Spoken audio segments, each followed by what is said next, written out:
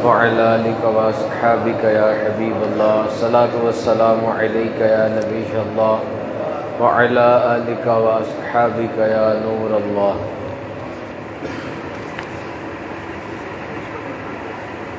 فرمان مصطفیٰ صلی اللہ تعالیٰ علیہ وسلم، تم اپنی مجلسوں کو مجھ پر درود پڑھ کے آراستہ کرو کہ یہ بروز قیامت تمہارے لیے نور ہوگا۔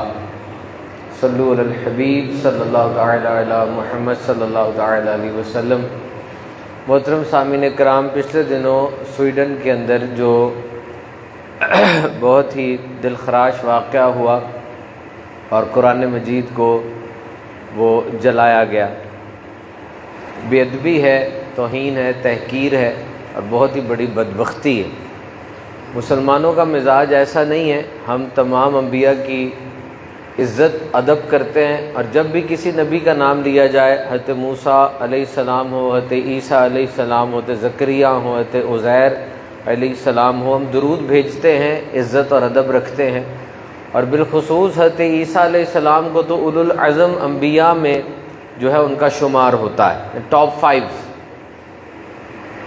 تو اس طرح کے واقعات سے مسلمانوں کے جذبات مجروح ہوتے ہیں اور دنیا کا امن خطرے میں پڑتا ہے۔ اس طرح کی کبھی حرکات کرنے والا نہ صرف اسلام کا بلکہ انسانیت کا دشمن ہے، کیونکہ آبویسلی وہ 1 ارب 70 کروڑ لوگوں کو، جو کہ کبھی بھی کسی کتاب کو ہم نے نہیں جلایا، دیگر جتنی الہامی کتابیں موجود ہیں ان میں تحریف ہو چکی ہے، ان میں تبدیلی کی جا چکی ہے، اس بات کا بھی پتہ ہے، لیکن 1 ارب 70 کروڑ مسلمانوں میں کئی ایسے ہوں گے جو پڑھے لکھے نہیں ہیں، نہ ان کے پاس اتنی لٹریسی ہوگی، لیکن انہوں نے بھی یہ حرکت کبھی نہیں کی، نہ کبھی معاذ اللہ کسی بھی نبی کی شان میں کوئی ادنا سی بھی تحقیر کی ہو۔ اور یہ بات بھی سب کو پتہ ہے کہ دیگر مذاہب والے اپنی کتابوں کو جتنا بھی عزت اور ادب دے لیں، مسلمان قرآن مجید کو جتنا ادب دیتے ہیں وہ کوئی اور نہیں دیتا۔ قرآن مجید کو دیکھنا، چھونا، اس کو پڑھنا، یاد کرنا، نثر پڑھنا، یہ سب کے سب بہت ہی سعادت کے کام ہیں۔ اس کو ہاتھ پہ پکڑنا اور پھر اس سے برکتیں حاصل کرنا بھی اتنا کوئی مقام کسی چیز کو دیتا ہوگا؟ تو اس طرح کے جو معاملات ہیں انہیں انٹرنیشنل طور پہ جو ہے وہ روکنے کی ضرورت ہے، تاکہ مسلمانوں کے جذبات مجروح نہ ہوں۔ تو ادنا سی بھی کوئی بے حرمتی قرآن پاک کی ہو جائے، قرآن پاک گر جائے نا، تو آ کے ہم سے پوچھ رہے ہوتے ہیں کہ جی بتائیں اس کا کفارہ کیا ہے۔ کفارہ کوئی نہیں ہے اس کا، کیونکہ کوئی بھی غلطی سے جان بوجھ کے قرآن نہیں گرائے گا۔ اگر جان بوجھ کے معاذ اللہ وہ یہ کرتا ہے حرکت، تو پھر تو وہ تو بے ادبی ہے بہت سخت، اور وہ دائرہ ایمان سے خارج ہو جائے گا اگر وہ جان بوجھ کے ایسے کرتا ہے، تو اس سے گر گیا، اس کا کوئی کفارہ نہیں ہے۔ لیکن ہم سے پوچھ رہے ہوتے ہیں کہ جناب اتنا آٹا کلو دے دیں، وہ دے دیں۔ یہ ادب کی نشانی ہے کہ اس کے دل میں ایک ادب ہے کہ جی مجھ سے یہ ہو گیا تو میں کچھ ایسا کر دوں۔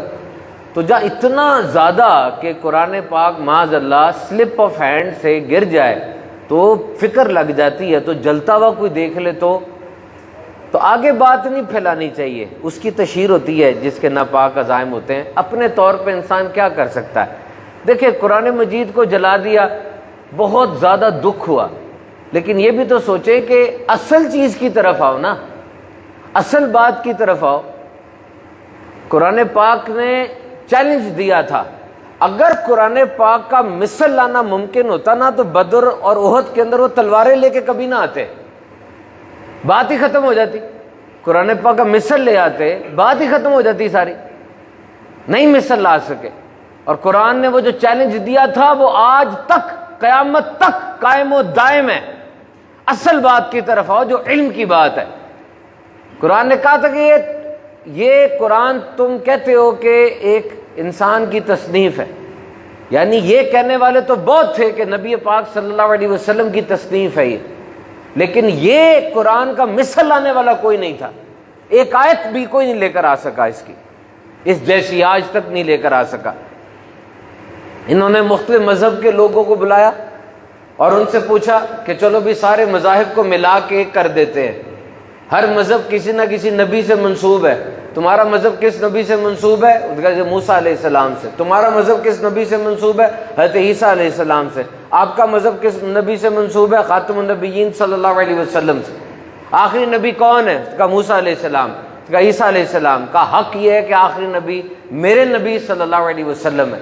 کا دیکھو بات معیار پہ ہوگی، بات سٹینڈرڈ پر ہوگی، بتاؤ کس نبی کا معجزہ موجود ہے؟ اگر نبی گزر گئے، معجزہ بھی گزر گیا، سمجھ لو دور بھی گزر گیا، سب چپ ہے۔ اور مسلمان کھڑا ہو کر کہنے لگا دیکھیے یہ قرآن مجید، یہ میرے نبی پاک صلی اللہ علیہ وسلم کا معجزہ ہے، یہ 1400 سال پہلے بھی معجزہ تھا، آج بھی معجزہ ہے، قیامت تک معجزہ رہے گا۔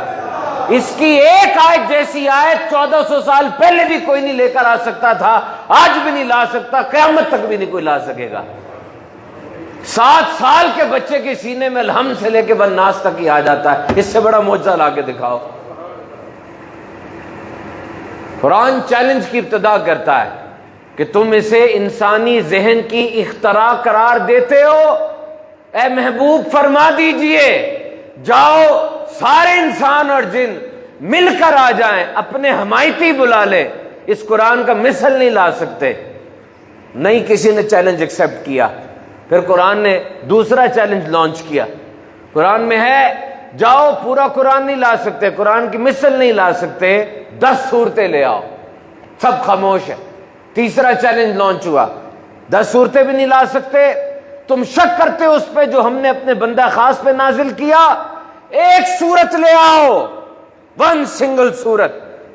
وہ فصیحانہ بلاغت اور وہ ان کی فصاحت تھی، ان کی شاعری کی پوری دنیا میں دھوم تھی، گنگ ہو کے رہ گئے سارے۔ وہ کہاں گئی ان کی فصاحت، کہاں گئی ان کی وہ شاعری، سب چپ رہ گئے۔ اور پھر قرآن نے چیلنج کے اس چیپٹر کو کلوز کیا اور کہا ٹھیک ہے جاؤ قرآن جیسی کوئی ایک بات ہی اٹھا کے لے آؤ، جاؤ ایک بات لے کر آ جاؤ۔ لبید عامری یہ وہ تھا جس کے بارے میں کہا جاتا تھا کہ خنجر کی نوک سے اس کے شعر گردن پر بھی لکھے جائے تو کم ہے۔ لبید بن ربیعہ جس کے اشعار کو وہ خانہ کعبہ کی دیوار پہ لکھا جاتا تھا، یہ بڑی سعادت کی بات ہوا کرتی تھی۔ اور جب قرآن پڑھتا ہے سیدھا آتا ہے، آ کے نبی پاک صلی اللہ علیہ وسلم کے دست اقدس پہ اسلام قبول کر لیتا ہے، کہ محمد صلی اللہ علیہ وسلم، یہ انسان کا کلام نہیں ہے۔ عتبہ بن ربیعہ مروجہ علوم میں، سخن میں اور اس فن کے اندر ماہر سمجھا جاتا تھا، آیا آ کر اس نے فصاحت و بلاغت کا می برسا دیا، کہنے لگا محمد صلی اللہ علیہ وسلم ہمارے بتوں کو برا نہ کہے۔ بہت بولا بہت بولا، نبی پاک صلی اللہ علیہ وسلم نے اس کی بات سنی اور پھر کہا پھر اگر وہ منہ پھیرے تو تم فرماؤ کہ میں تمہیں ایسی کڑک سے ڈراتا ہوں جیسی کڑک عاد و سمود پر نازل ہوئی تھی۔ حضور کے دہنے اقدس پہ ہاتھ رکھ دیا اس نے اور کہنے لگا مجھے لگتا ہے کہ یہ کڑک مجھ پہ نازل ہونے والی ہے، مجھے بتائیے۔ یہ لبید بن ربیعہ، عتبہ بن ربیعہ اتھارٹیز تھی نا، یہ سبجیکٹ کے اوپر ایکسپرٹ تھے، کس چیز نے ان کو چپ کرا دیا؟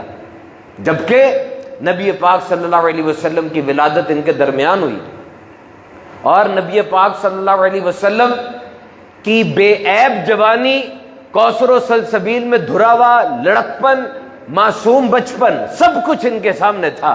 مجھے بتائیں کیا نبی پاک صلی اللہ علیہ وسلم کے خاندان کے اندر کوئی شاعر ایسا کوئی نامور گزرا؟ نہیں۔ کیا حضور نے کسی جگہ پہ جا کے کبھی اپنا شعر کا کلام سنایا؟ نہیں۔ کیا نبی پاک صلی اللہ علیہ وسلم سے کوئی ایسی بات پہلے منسوب تھی؟ نہیں۔ ایک دم قرآن کیسے آ گیا جس نے سارے عرب کو گم کر کے رکھ دیا؟ ابن مققع یہ بھی بہت ایک بڑا قادر الکلام شخص سمجھا جاتا تھا، اور اس نے جب یہ چیلنج سنا، جو چیلنج میں نے آپ کو بتایا، یہ کھڑا ہو گیا تھا اور کہنے لگا میں جاتا ہوں اور جا کر قرآن کا مثل لے کر آتا ہوں۔ معاذ اللہ، اس نے ایک کوئی چیز لکھ لی اور لکھ کر پھر باہر آیا کہ جاؤں جا کے اہل عرب کو بتاؤں کہ میں نے لکھ لیا ہے۔ اور جب ایک مدرسے کے باہر سے گزرا، سورہ ہود کی تلاوت کر رہا تھا ایک بچہ، اور فرمایا اے زمین اپنا پانی نگل جا اور اے آسمان تھم جا، اور پانی خشک کر دیا گیا، کام تمام ہو گیا، کشتی جودی پہاڑ پر ٹھہر گئی۔ اس نے سنا، پلٹا، جا کر اپنی تحریر کو مٹا دیا اور کہنے لگا اس کلام کا مثل نہیں آ سکتا۔ محترم سامعین کرام، قرآن مجید وہ کلام ہے، وہ عظیم الشان کلام ہے کہ جس کا مثل نہیں آ سکتا۔ ایک مصنف تھا وہ پاکستان سے کسی دوسرے ملک میں پہنچا، وہاں پہ انقلاب آیا تھا، اور انقلاب کے بعد اسلام کی چیزوں کو مٹایا جا رہا تھا، پیچھے کیا جا رہا تھا۔ وہ وہاں پر گئے، جمعے کا دن تھا، کہنے لگے ہم نے جمعہ پڑھنا ہے، کہا جی تمام مسجدوں پہ تالے لگ گئے، وہ ایک جگہ ہے وہاں جا کر اگر آپ پڑھ سکے، گئے تالا کھولا، اپنی نماز پڑھی۔ اب محلے داروں نے کہا یہ کوئی نیک آدمی لگتا ہے کہ اس نے ڈھونڈ کے جمعہ پڑھا ہے اور اپنی نماز پڑھی ہے، زور پڑھی ہوگی۔ کہا آ جائیں ہمارے گھر میں مہمان نوازی ہماری، آ جائیں اور ہمارے گھر میں کچھ کھانا وغیرہ کھائیں۔ وہ گئے تو کیا دیکھا کہ وہاں قرآن پاک کے کچھ صفحات موجود ہیں، تو میزبان نے ڈر کے وہ صفحات بھی چھپانے چاہے۔ کہ کیا مسئلہ ہے؟ کہا کسی کے گھر سے قرآن مجید کا کوئی ایک نسخہ بھی نکل آئے نا تو اس کو سزا ہو جاتی ہے، بڑا بھیانک قسم کا انقلاب آیا ہے۔ کہتے ہیں اچھا جب یہ حالات آ گئے ہیں تو پھر بچوں کا کیا ہوگا، نئی نسل کا کیا ہوگا؟ کہاں ہے سنیں ذرا، بلائیں بچے کو، بلائیں بچے کو، بلایا، بلا کر کہا الف لام میم، بچے نے پورا پارا سنا دیا۔ وہ حیران رہ گئے، ایک کو نثر پڑھنے کا کہا، اس نے ناظرہ پڑھنا شروع کر دیا۔ کہا یہ کیا ہے؟ کہا یہ جتنے بچے کھیل رہے ہیں یا حافظ ہیں یا ناظرہ قرآن پڑھنے والے ہیں، ہمارے سینوں میں جو تھا ہم نے ڈائریکٹ اپنی نسل کو بٹھا کر چھپا کر منتقل کرنا شروع کر دیا۔ وہ پکار اٹھا کہ حق کہا رب تعالیٰ نے قرآن میں کہ ہم نے اس قرآن کو نازل کیا اور ہم ہی اس کی حفاظت فرمانے والے ہیں، اس کو کون مٹا سکتا ہے؟ تو جن و انس کسی مخلوق میں یہ طاقت نہیں ہے کہ قرآن پاک میں کمی بیشی یا تحریف کر سکے، اور یہ ثابت ہے بات۔ 1400 سال ہو گئے، ایک غیر مسلم خلیفہ مامون رشید کے پاس آیا تھا اور آ کر اس نے بڑا نفیس اور عمدہ کلام کیا۔ خلیفہ مامون رشید نے اس کو اسلام کی دعوت دی، نہیں مانا۔ سال بعد آیا، مسلمان ہو چکا تھا، اور فقہ کے موضوع پہ اس نے بڑا زبردست 1 گھنٹے کی تقریر کر دی۔ خلیفہ مامون رشید نے کہا تجھے کس بات نے اسلام قبول کرنے پر آمادہ کیا؟ ہماری دعوت تو نے قبول نہیں کی تھی۔ وہ کہنے لگا میں یہاں سے گیا، میں نے تورات کے اندر کچھ تبدیلی کی، اور جو لوگ تورات کو مانتے ہیں ان کو وہ تبدیل شدہ نسخہ دیا، انہوں نے رکھ لیا۔ پھر میں نے انجیل میں کچھ تبدیلی کر دی، اور انجیل کا وہ تبدیل شدہ نسخہ ان کو دیا، انہوں نے رکھ لیا۔ پھر میں نے قرآن پاک میں کچھ تحریف کر دی، اور کسی اسلامی کتب گھر میں جا کے ان کو کہا یہ رکھ لو، انہوں نے پہلے لے کر اچھی طرح پڑھا اور پھر کہا نہیں یہ ہمارا قرآن نہیں ہے۔ میں نے کہا واقعی یہ ڈیوائن سیٹ اپ ہے، اور میں نے اسلام قبول کر لیا۔ تو محترم سامعین کرام، یہ بات یاد رکھیے کہ دنیا میں لاکھوں کروڑوں کتابیں لکھی گئی ہیں، ہر کتاب کا اپنا ایک وزن، اپنی ایک اہمیت ہے، لیکن کوئی کتاب بھی ایسی نہیں ہے جس کا موازنہ، مقابلہ قرآن پاک سے سوچا بھی جائے۔ بعض لوگ کہتے ہیں کہ قرآن پاک میں ترتیب نظر نہیں آتی، موضوعات شفل ہوتے ہیں، تو یہ تو آپ کا ادب ہونا چاہیے کہ جب آپ نے قرآن پڑھنا ہے، قرآن جس طرح موضوع بدلتا جائے آپ کی طبیعت کا رنگ بھی ویسے بدلتا جائے، قرآن کے رنگ میں رنگتے چلے جائیں۔ کبھی مہاجرین کی بات ہو رہی، کبھی قیامت کی بات، نماز صلات کا ذکر آ گیا، زکوٰۃ کی بات آ گئی۔ باقی ہم مانتے ہیں ترتیب قرآن پاک کے اندر ویسی وہ نظر نہیں آتی جو دیگر کتب کے اندر ہے، لیکن آپ قرآن کا موازنہ نہیں کر سکتے۔ قرآن اللہ کا کلام ہے۔ تاریخ کی کتاب جب آپ پڑھتے ہیں نا، تاریخ دان کا کام آپ کو صرف تاریخ کے بارے میں بتانا ہے۔ جب آپ معیشت کی کتاب پڑھتے ہیں، اس اکانومسٹ کا کام آپ کو معیشت کے اسرار و رموز سمجھانا ہے۔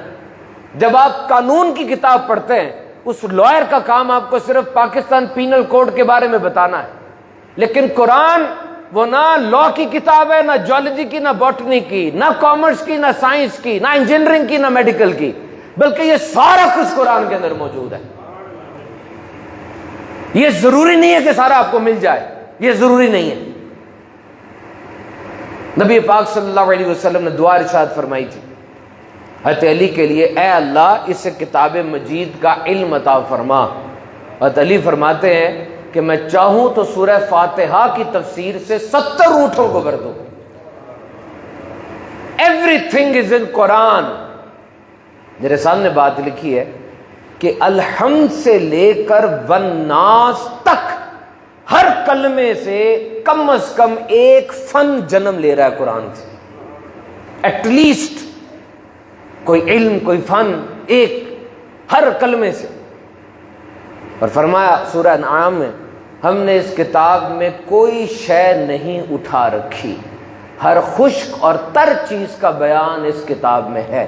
تو زمین سے لے کے آسمان کے اوپر تک جو کچھ ہے یا تو خشک ہے یا تر ہے، اور سارا خشک اور تر قرآن کے اندر موجود ہے۔ حضرت عبداللہ ابن عباس ترجمان قرآن ہیں، آپ اس امت کے بہت بڑے عالم ہیں، اور آپ فرماتے ہیں کہ میرے اونٹ کی رسی گم جائے میں قرآن کھول کے ڈھونڈ لوں گا۔ ایک عام سی بات ہے نا یہ، تو اس عام سی بات کو جب قرآن سے ڈھونڈ سکتے ہیں تو یہ تو ڈیپینڈ کرتا ہے۔ یہ آپ کے ساتھ جنرل ہاسپٹل ہے، اب بیسک سائنسز کی کتاب لیجئے، انیٹمی کی یا جو کن کی کتاب ہوتی ہے میڈیکل سائنس کی جو بیسک کتاب ہے فرسٹ ایئر سیکنڈ ایئر کی، وہ جا کے ایک ہاؤس آفیسر کو دیں جو ابھی چھوٹا ڈاکٹر ہے، وہ اپنے علم کے لحاظ سے معنی اخذ کرے گا۔ وہ آپ سینئر رجسٹرار کو دیں، وہ آپ اسسٹنٹ پروفیسر کو دیں، فل پروفیسر کو دیں، ڈین کو دیں، ہر بندہ اپنے علم کے لحاظ سے اس کتاب سے چیزوں کو اخذ کرے گا۔ تو قرآن مجید جو جیسا ماہر ہوگا اتنا پڑھتا چلا جائے گا۔ میرے محترم سامعین کرام، یہ جو نبی پاک صلی اللہ علیہ وسلم پہ قرآن پاک نازل ہوا، یاد رکھیے گا کہ نبی پاک صلی اللہ علیہ وسلم کی بعثت سے پہلے جو کتابیں نازل ہوئیں وہ حضور صلی اللہ علیہ وسلم کی ولادت سے بہت پہلے اس میں تحریفات ہو چکی ہوئی تھی، تبدیلی ہو گئی ہوئی تھی، اور وہ لوگ جو ان کتابوں کے عالم تھے انہیں اچھی طرح پتا تھا کہ وہ باتیں جو ان کتابوں میں ہیں قرآن نے انہی باتوں کو بہترین انداز سے عطا کیا اور اس میں لکھی ہوئی، جیسے حضرت موسیٰ علیہ السلام، حضرت مریم رضی اللہ تعالیٰ عنہ، حضرت ابراہیم علیہ السلام، یہ ساری باتیں قرآن میں ہیں اور بہترین انداز سے۔ اور ابھی تو چیدہ کچھ باتیں میں آپ کو بتاؤں گا، غور سے سماعت فرمائیں گے تو آپ کے ذوق کو، آپ کے شوق کو ایک جلا نصیب ہوگی۔ یہ تو اوپر سے جو باتیں ہمیں نظر آ جاتی ہیں، گہرائی کتنی ہمیں اندازہ نہیں ہے۔ سائنس کہتی ہے کہ this universe is 13.7 billion years old. یہ سائنس کہتی ہے کہ 13.7 ارب سال پرانی ہے یہ کائنات۔ سائنس سے ہی پوچھو کہ 13.7 ارب سال پہلے کیا تھا؟ جو کوئی نہیں ہے پھر وہ آ جاتا ہے نا، تو جب وہ نہیں ہوتا پھر تو کچھ نہیں ہوتا، پھر وہ آ جاتا ہے۔ تو 13.7 ارب سال پہلے کائنات نہیں تھی، ایک دم سے کہاں سے آ گئی؟ From nothingness to this expense. آج 500 ارب کہکشائیں گیلیکسیز کا کہا جاتا ہے دنیا میں، یہ یونیورس کے اندر موجود ہیں، اور ہر گیلیکسی کے اندر 200 ارب کھرب سیارے موجود ہیں۔ اتنا کچھ کہاں سے آ گیا مجھے بتائیے، ہاؤ از اٹ پاسبل؟ اور اب سورہ ابراہیم سنی، آیت نمبر 10 قرآن میں ہے، وہی اللہ ہے جو آسمانوں اور زمینوں کو بنانے والا ہے۔ سورہ روم میں آیا، اور آسمانوں اور زمینوں کی پیدائش اور تمہاری زبانوں اور رنگوں کا اختلاف اس کی نشانیوں میں سے ہے، بے شک اس میں علم والوں کے لیے نشانیاں ہیں۔ آپ کو ایک پن بنانی ہو، یا بوئنگ 707 جہاز آپ نے بنانا ہو، یا موبائل فون بنانا ہے، یا چیٹ جی پی ٹی کی طرح کی کوئی چیز بنانی ہے، آپ کو کوئی سیمپل چاہیے، کوئی نمونہ چاہیے کہ پہلے نمونہ ہوگا، اس نمونے کو دیکھ کر آپ وہ چیز بنائیں گے۔ اور اللہ رب العزت کیا فرماتا ہے؟ وہ بغیر کسی نمونے کے آسمانوں اور زمینوں کو بنانے والا ہے۔ کن کہتا ہے اور وہ ہو جاتا ہے۔ سورۃ الانبیاء کے اندر آیا، کانتا رتقا، یہ آسمان اور زمین باہم ملے ہوئے تھے، ہم نے ان کو کھول دیا۔ آسمان سے پانی نہیں برستا تھا، کائنات میں کئی سیارے ایسے جن میں آگ کی بارش ہوتی ہے، کئیوں میں پارے کی، مرکری کی، کئیوں پہ ہیروں کی بارش ہوتی ہے، اور یہ زمین وہ واحد سیارہ ہے جہاں پر پانی کی بارش ہوتی ہے۔ فرمایا آسمان اور زمین ملے ہوئے تھے، ہم نے اسے کھول دیا۔ زمین سے نباتات نہیں اگتی تھی، اللہ نے حکم فرمایا نباتات اگنے لگی۔ اور سورۃ الانبیاء میں فرمایا اور ہم نے ہر جاندار چیز پانی سے بنائی۔ ہائیڈرولوجی کو پڑھ لیں، یہ جو پودے آپ کو نظر آتے ہیں 90 سے 95% پانی ہوتا ہے۔ انسان کی باڈی میں 61% پانی ہے، بچہ جو نیا پیدا ہوتا ہے اس میں 75% پانی ہے۔ ایک مرجھایا ہوا پتا جس کو یوں کریں چر چر کر کے تباہ ہو جاتا ہے، 20 سے 30% پانی اس کے اندر بھی ہوتا ہے۔ یہ 1400 سال پہلے اڑتے ہوئے بگولوں میں اور عرب کے آوارہ گردی کرتے بدوؤں کے اندر یہ کتاب نازل ہو رہی ہے، کیسے راز اس میں بیان کیے جا رہے ہیں۔ And when Allah mentioned His ability to bring us back to life on the day of judgment, جب اللہ فرماتا ہے کہ میں بروز قیامت تمہیں اسی پرفیکشن کے ساتھ دوبارہ زندہ کروں گا، تو جسم میں کتنے کمپلیکس آرگنز موجود ہیں، جسم میں کتنے پیچیدہ اعضاء ہیں، لیور ہے 500 فنکشنز ہے اس کی، پھیپڑا ہے گیسز کی سیچوریشن کو مینٹین کرتا ہے، دماغ ہے، لیکن رب فرماتا ہے سورۃ القیامہ کے اندر اور ہم تمہاری انگلی کے پورے اسی طرح ٹھیک کر دینے پر قادر ہیں۔ اتنی چھوٹی سی چیز ہے بظاہر، یہ بڑے بڑے اعضاء کو چھوڑ کے اس کو مینشن کیا گیا، لیکن آج یہ پتہ چلتا ہے کہ یہ انگلی کے پورے there are the exclusive proof for your identity. دنیا میں کوئی دو انسان ایسے نہیں ہے جن کی انگلی کے پورے آپس سے ملتے ہیں۔ اور پھر یہ فرمایا اور جسے اللہ ہدایت دینا چاہتا ہے اس کا سینہ اسلام کے لیے کھول دیتا ہے، اور جسے گمراہ کرنا چاہتا ہے اس کا سینہ تنگ، بہت ہی تنگ کر دیتا ہے، گویا وہ زبردستی آسمان پہ چڑھ رہا ہو۔ مجھے بتائیے، آسمان پہ چڑھو گے تو سینہ تنگ ہو جائے گا، چیسٹ کنسٹرینٹ آ جائے گا، آکسیجن کم ہو جائے گی۔ 1400 سال پہلے 1903 کے اندر پہلی کنٹرولڈ فلائٹ گئی تھی، اور پھر سائنس نے بتانا شروع کیا کہ 12,500 فٹ پر جب جہاز چلا جاتا ہے اس وقت پائلٹ اعلان کر دیتا ہے کہ آکسیجن دے دو ان کو، 14,000 فٹ تک جا سکتا ہے، اور تھوڑا سا اور اوپر چلا جائے تو انسان کا خون کھولنا شروع ہو جائے گا، تباہ ہو جائے گا۔ آج آ کے اس بات کا پتہ چل رہا ہے، قرآن واضح طور پہ کہہ رہا ہے کہ جب تم اوپر چڑھو گے تمہاری آکسیجن لیول لوز ہونا شروع ہو جائے گی۔ اور پھر فرمایا وہ جس نے ایک دوسرے کے اوپر 7 آسمان بنائے، اے بندے تو رحمان کے بنانے میں کوئی فرق نہیں دیکھے گا، بس تو نگاہ اٹھا کر دیکھ کیا تجھے رکھنا نظر آتا ہے، پھر دوبارہ نگاہ اٹھا کر دیکھ، نگاہ تیری ناکام ہو کر تھکی ماندی پلٹ آئے گی۔ دیکھو تو صحیح، ایک دفعہ میرے ساتھ سوچے، یہ بغیر ستونوں کے چھت یعنی آسمان جو کھڑی کر دی، اور دیکھیے یہ سورج چاند ستارے کی پوری فیملی، یہ سب کی سب اپنے ایک مدار میں گھومتی ہے، رکتی نہیں ہے، غلطی سے یا تھک کر بھی نہیں رکتی، رستہ بھی نہیں بدلتی۔ یہ سب کیا ہے؟ کوئی ایڈمنسٹریشن تو ہوگی نا، کوئی کنٹرول ہوگا۔ اور پھر سمندر کے اندر تقریباً 22 لاکھ مختلف قسم کے جانور اور پودے دریافت ہو چکے ہیں سمندر کے اندر۔ سمندر کا پانی نمکین ہوتا ہے، اور یہ نمکین پانی جانداروں کے لیے بہت ضروری ہے، یہ مر جاتے ہیں اسی نمکین پانی میں تحلیل ہو جاتے ہیں۔ کس نے؟ جس نے یہ ساری سیچوریشن مینٹین کر کے رکھی ہوئی ہے۔ ہوا میں آکسیجن ہے، تقریباً 21% آکسیجن ہے، اور ہم دن کے اندر 2000 گیلن آکسیجن جسم کے اندر لے کر جاتے ہیں۔ ہوا میں یہ آکسیجن کی مقدار مینٹین کیسے ہوئی ہے؟ تمہیں کوئی رکھنا نظر نہیں آئے گا، سوچتے چلے جاؤ، حیران رہ جاؤ گے۔ پہلے انسان کہتا تھا کہ سورج رکا ہوا ہے، سارے رکے ہوئے ہیں، لیکن اب نیسا کی ویب سائٹ پر میں نے پڑھا کہ دس ہیز بین ڈسکارڈڈ، سورج کسی نہ کسی مقام کی طرف بڑھ رہا ہے۔ قرآن سنو، سورہ رحمان، سورج اور چاند حساب سے ہیں، اس نے 2 سمندر بہائے، دونوں ملے ہوئے لگتے ہیں، ان کے درمیان آڑ ہے، وہ ایک دوسرے کی طرف نہیں بڑھ سکتے۔ اور سورہ یاسین میں فرمایا سورج کو لائق نہیں کہ وہ چاند کو پکڑے، اور نہ رات دن پر سبقت لے جانے والی ہے، ہر ایک اپنے دائرے میں تیر رہا ہے۔ سوچتے چلے جائیے اللہ تعالیٰ کی قدرت کا قرآن مجید میں کیسا بیان ہے۔ فرمایا یہ قرآن ہے جس میں تمہارے اگلے پچھلوں کی خبریں ہیں، تمہارے آپس کے فیصلے ہیں۔ قرآن فیصلہ کن ہے، کوئی مذاق نہیں ہے، اللہ کی مضبوط رسی ہے، اس کو تھام لو۔ میرے محترم سامعین کرام، انسان کے جسم میں ہڈی اور گوشت ہوتا ہے، پٹھے ہوتے ہیں اور ہڈی ہوتی ہے۔ لیگمنٹس وہ چیزیں ہیں جو ہڈی کو ہڈی سے جوڑتی ہیں، ٹینڈن وہ چیزیں ہیں جو پٹھے کو پٹھے سے جوڑتی ہیں۔ انسان کے جسم میں 900 لیگمنٹس ہوتے ہیں۔ اب مجھے یہ بتائیے، ماں کے پیٹ میں پہلے ہڈی آتی ہے یا پہلے پٹھا آتا ہے؟ پہلے مسلز آتے ہیں۔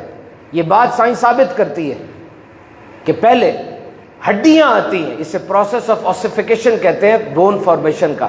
6 یا 7 ہفتے کی عمر ہوتی ہے بچے کی ماں کے پیٹ میں، اس کا نرم ہڈیوں کا سٹرکچر بننا شروع ہو جاتا ہے، اور پھر اس کے بعد اس پہ گوشت آتا ہے۔ چھوٹے بچے میں 300 ہڈیاں ہوتی ہیں، پھر جب بڑا ہو جاتا ہے تو وہ ہڈیاں جڑ کے 206 بن جاتی ہیں۔ اب سائنس ثابت کر رہی ہے پہلے ہڈی آئی پھر پٹھا آیا۔ اور یہاں دیکھیے سورۃ المومنون کے اندر آیت نمبر 14 ہے، پھر ہم نے اس پانی کی بوند کو جمع ہوا خون بنا دیا، پھر جمے ہوئے خون کو گوشت کی بوٹی بنا دیا، پھر گوشت کی بوٹی کو ہڈیاں بنا دیا، پھر ان ہڈیوں کو گوشت پہنچایا، پھر اسے ایک دوسری صورت بنا دیا۔ کیسی زبردست بات ہے! اور سننا پہلے ہوتا ہے کہ دیکھنا پہلے ہوتا ہے؟ جب بچہ 18 ہفتے کا ہوتا ہے نا، 18 ہفتے کا، اس کو ماں کے پیٹ کے اندر سے آوازیں آنا شروع ہو جاتی ہیں، ماں کے دل کی دھڑکن کی آواز، ماں کے خون کی گردش کی آواز، ماں کے پیٹ میں جو گراؤلنگ ہو رہی ہے اس کی آواز، ماں کے سانس کی آواز۔ اور 22 ہفتے کا ہوتا ہے اس کے کان بننے شروع ہو جاتے ہیں، اور جب 24 ہفتے کا ہوتا ہے اب اس کی ویژن تھوڑی سی کلیئر ہوتی ہے۔ ماں کے پیٹ پہ الٹرا ساؤنڈ انہوں نے کر کے دیکھا، شعاع ماری تو اس نے تھوڑی سی آنکھیں جھپکی تھی۔ پہلے سنتا ہے پھر دیکھتا ہے۔ اور اب دیکھیے قرآن مجید کے اندر کتنے واضح طور پہ فرمایا سورۃ الدہر کے اندر، بے شک ہم نے آدمی کو پیدا کیا تاکہ ہم اس کا امتحان لیں، تو ہم نے اس کو سننے والا اور دیکھنے والا بنایا۔ پہلے سننے والا بیان کیا گیا، کیا شان ہے! تو یہ قرآن مجید ہے۔ پہاڑ کے بارے میں آج دنیا کے اندر تقریباً 10,08,000 پہاڑ موجود ہیں۔ کیسا یہ وہ پہاڑ جو 1000 فٹ اونچا ہوتا ہے نا، اس کو پہاڑ کہا جاتا ہے سائنس کی روشنی میں۔ اور پہلے پہاڑوں کے بارے میں کیا کہتے تھے عرب کے لوگ کہ یہ پلرز ہیں، ان کے اوپر آسمان کی چھت کھڑی ہوئی ہے، 7 سیڑھیاں یوں کہا جاتا تھا۔ قرآن مجید میں واضح طور پہ کہا سورۃ الانبیاء میں، اور زمین میں ہم نے مضبوط لنگر ڈال دیے تاکہ لوگوں کو لے کر حرکت نہ کرتی رہے۔ فرمایا کیا ہم نے زمین کو بچھونا نہ بنایا اور پہاڑ کو میخیں؟